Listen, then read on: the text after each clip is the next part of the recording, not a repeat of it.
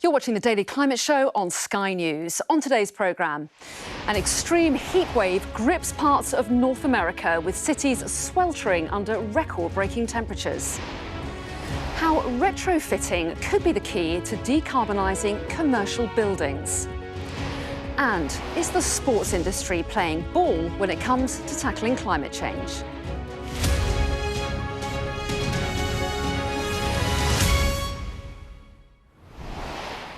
Hello and welcome to the UK's only daily climate news show, where we track the changes happening to our world right now and meet those coming up with the solutions. Now, an extreme heat wave has hit parts of northwestern United States and Canada, breaking all-time temperature records. The US National Weather Service has issued excessive heat warnings across several states, unprepared for such hot weather conditions. So let's take a look then at what's going on. And for weeks now, parts of the US have been experiencing extreme heat, with southwestern states reporting dangerously hot temperatures. Well, now another heat wave has hit North America, breaking temperature records across the Pacific Northwest and Western Canada. Well, parts of Portland in Oregon reached 43.3 degrees Celsius on Sunday, beating the all-time record of 42.2 degrees, which was set just a day earlier. Then in Seattle, where only 1/3 of households have air conditioning, temperatures hit 39.4 degrees Celsius at the city's international airport. Now, that's the first time the area had recorded 2 consecutive days of heat above 37.7 degrees, according to the US National Weather Service. And then in Canada, the village of Lytton in British Columbia reached 46.1 degrees on Sunday, a new all-time high temperature for the country. And the previous record of 45 degrees was set in 1937. Well, forecasters say even hotter temperatures are predicted for the coming days. So, what does this mean for people who are living there? Well, let's bring in our US correspondent, Greg Mylan, who's in Palmdale in California. So, Greg, what kind of impact is this extreme heat having there? Well, it's having a real impact. We're actually on the southern side of that heat dome, that high-pressure weather system that is sitting over the western United States. Actually, Palmdale last week saw its record June temperature since the 1960s, and that record will be broken again today. So it's a huge swathe of the western United States that's being affected. And those numbers you mentioned up in Washington State and in Oregon really are astonishing, because those are places that are generally pretty temperate. That record you mentioned in Portland, 42 degrees on Saturday, 44 on Sunday, the average temperature in June in Portland is 22 degrees. So that shows you how bad things are there. Seattle has never seen 3 consecutive days of 100 degrees Fahrenheit, so they're seeing remarkable temperatures. And what the climate scientists are saying is that, of course, you can't link one weather event to climate change, but this is part of a trend that the Northwest is warming. They're seeing increasing numbers of these hot days and have over the last few years, and they say we will see more of these systems as the weather patterns change, and therefore more heat waves in more places. The impacts are really direct.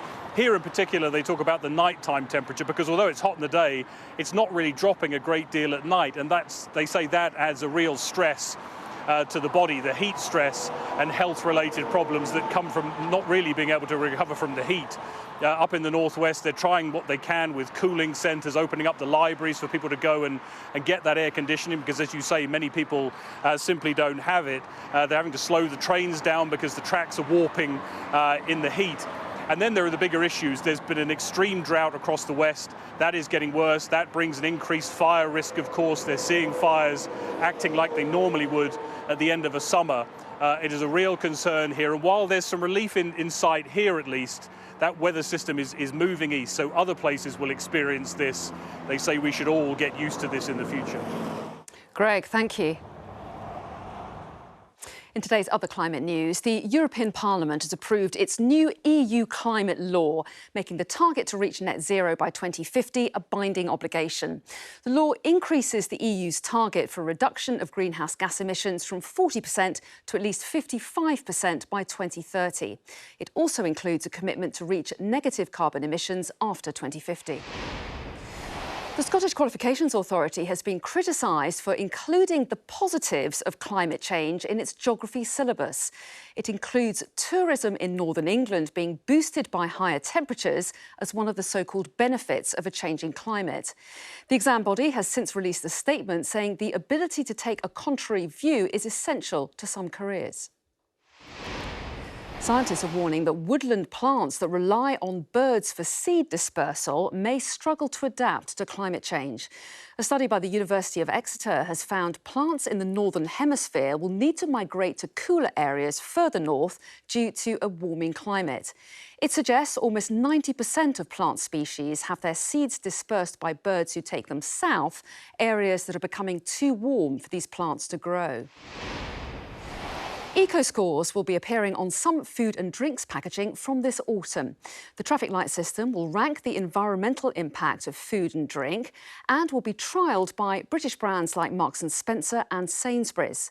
The scheme, created by Foundation Earth, hopes to encourage customers to make more environmentally friendly choices. And Olympian Neil Agius has set off on a world record-breaking open water swim. He aims to cover 150 kilometres with no stops and no sleep, swimming all the way from Linosa Island, just off Africa, to Malta. Neil says he wants to draw attention to ocean plastic pollution, having himself nearly been killed by a plastic bag while swimming at night. Now, there's a lot of focus on energy efficiency and sustainability when it comes to new building projects, but constructing commercial facilities can be very carbon intensive. One way of reducing energy use and carbon emissions in existing offices, shops and warehouses is through retrofit.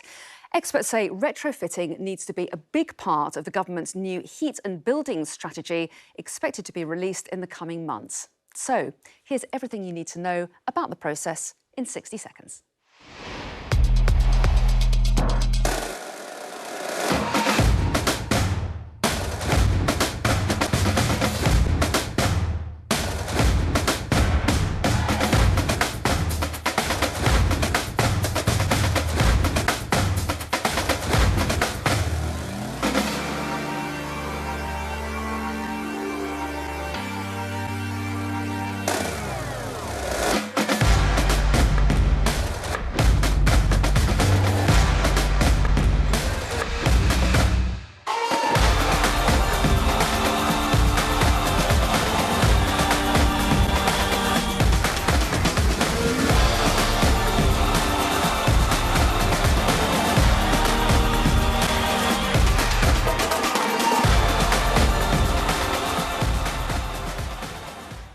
Well, joining me now is Juliet Morgan, Head of Sustainable Development at British Land. Welcome to you. Now, you've been involved in retrofitting a big building on your campus in London. First of all, why did you decide to do that and not just knock it down and start all over again?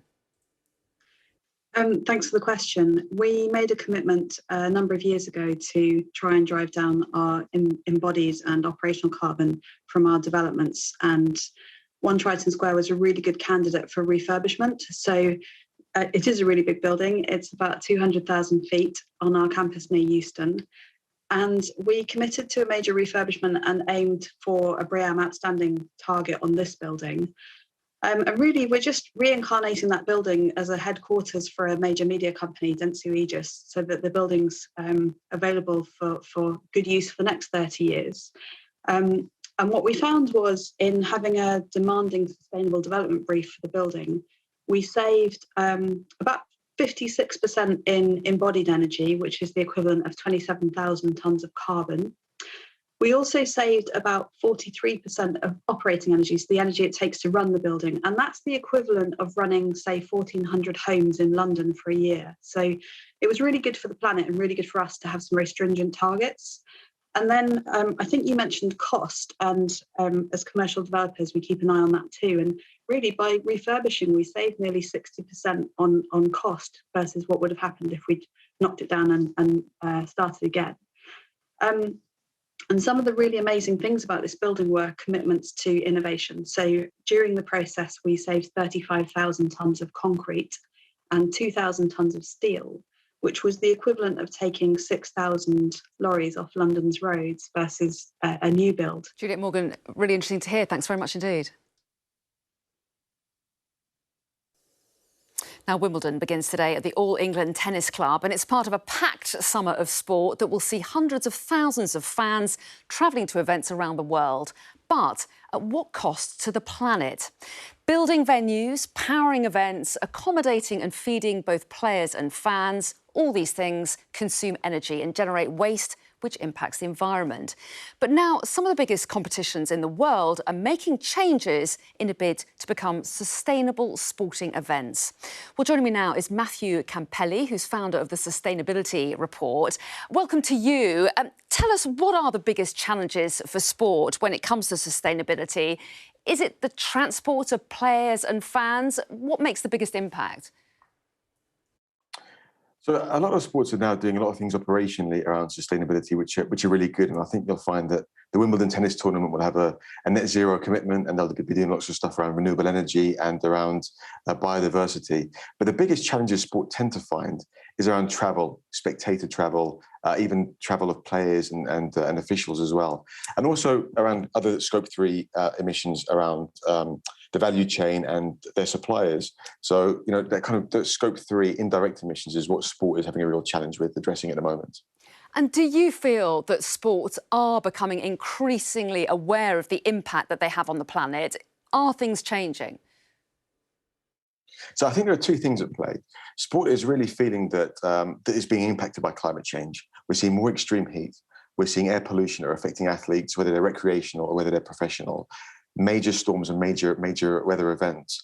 And at the same time, sport knows that it has to do stuff around sustainability, not just from a risk management point of view, but also from a branding point of view as well. Sport needs to be seen to be doing the right thing environmentally, as well as around social issues as well. So there's really two things driving it currently. And are there some sports and actually some teams within those sports that are doing far better than others? Yeah, I mean, absolutely. We've got teams like Forest Green Rovers, which I'm sure many of your viewers would have heard of, the fourth tier English Football League team, which is run by Dale Vince and doing an awful lot around, you know, putting sustainability at the heart of sport. But we're seeing more kind of mainstream sports organisations like Wimbledon, for example, like the International Olympic Committee, who are really putting climate targets at the heart of their operations now. And I think while sport is gradually moving in this direction, it'll be a little while before it's mainstream across all sports, but we're going in the right direction. Matthew Campelli, thanks very much indeed. Thank you. Well, that's everything from us for today. Coming up on the Daily Climate Show tomorrow, scientists are launching a fleet of multi-million-pound buoys off the coast of Plymouth, which aim to collect data on our oceans. That's at the same time tomorrow here on Sky News. See you then.